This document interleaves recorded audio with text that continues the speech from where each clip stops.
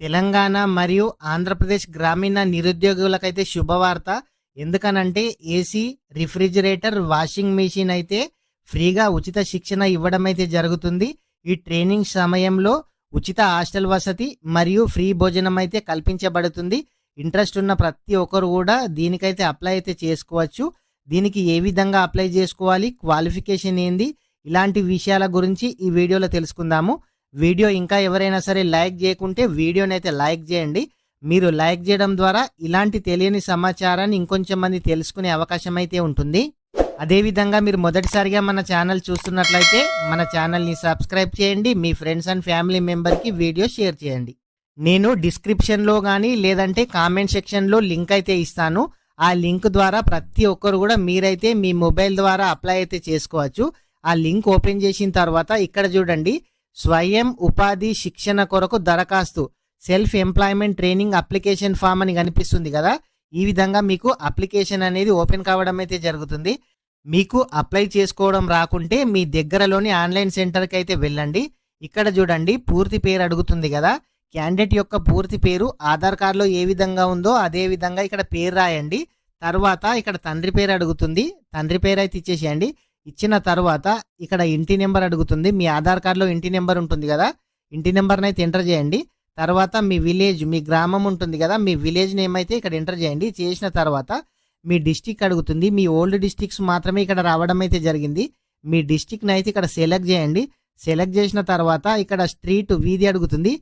మీరు బీసీఆ, ఎస్సీఆ, ఎస్టీఆ, మీరు ఏదైతే అది స్ట్రీట్ పేరు అయితే ఇవ్వండి. తర్వాత మీ మండల్ని ఇక్కడ అడుగుతుంది.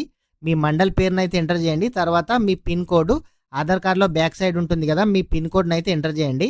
తర్వాత ఇక్కడ మొబైల్ నెంబర్ని ఎంటర్ చేయమని అడుగుతుంది. మీ మొబైల్ నెంబర్ని ఎంటర్ చేయండి. తర్వాత ఇక్కడ మీ ఆధార్ కార్డ్ నెంబర్ని అయితే ఎంటర్ చేయండి. ఎంటర్ చేసిన తర్వాత మీ డేట్ ఆఫ్ బర్త్ అడుగుతుంది. మీ ఆధార్ కార్డులో కానీ 10th మెమోలో ఉన్నట్టు డేట్ ఆఫ్ బర్త్ అయితే ఇచ్చేసేయండి.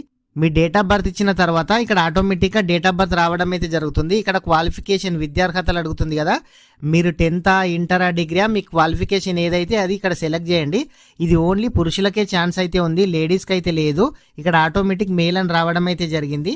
తర్వాత ఇక్కడ క్యాస్ట్ అడుగుతుంది కదా, SC, ST, BC, minority, OC అని. మీ క్యాస్ట్ ఏదైతే అది క్యాస్ట్ పైన అయితే సెలెక్ట్ చేయండి.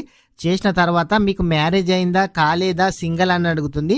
మీకు మ్యారేజ్ అయితే ఎస్ అని పెట్టండి, లేకుంటే నో అని పెట్టేసేయండి.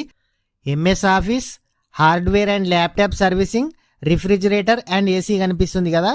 మీరైతే ఇక్కడ 3 ఆప్షన్ సెలెక్ట్ చేయండి. లేదంటే మీకు వేరే ఆప్షన్ కావాలనుకుంటే వేరే ఆప్షన్ అయితే సెలెక్ట్ అయితే చేసుకోవచ్చు. మీరు ఇదివరకే శిక్షణ పొందారని అడుగుతుంది. ఇంతకుముందు ఎప్పుడైనా ట్రైనింగ్ తీసుకుంటే ఎస్ పెట్టండి, లేకుంటే నో పెట్టేసేయండి. తర్వాత శిక్షణ అనంతరం ఏం చేయదలుచుకున్నారని అక్కడ అడుగుతుంది.